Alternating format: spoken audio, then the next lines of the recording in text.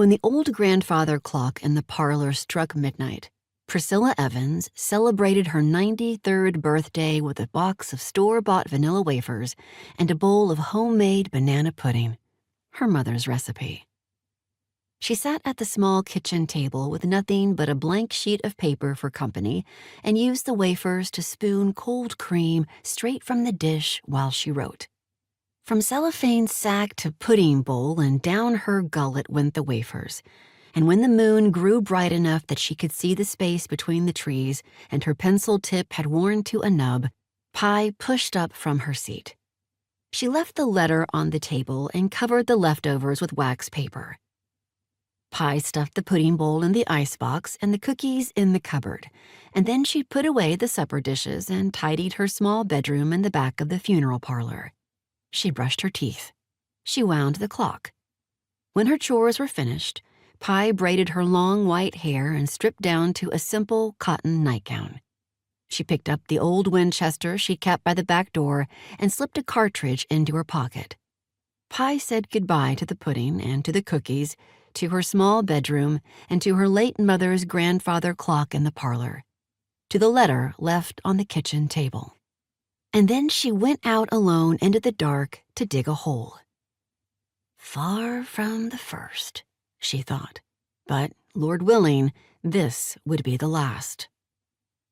Humid nighttime air tongued Pie's cheek as she made her way to the edge of what remained of her family's property. The shovel stood where she'd left it, staked in the ground, right where the moonlight touched grass, where the green grew a little coarser than the rest. Lightning scratched across a tissue paper sky, and Pie stuck her tongue out to taste the air. This time of year always brought storms through rural southeast Texas. The heat let up enough to breathe, and the weather started to change. Nothing turned pretty in late September, and a chill didn't set in until November, but still simmering temperatures meant rain.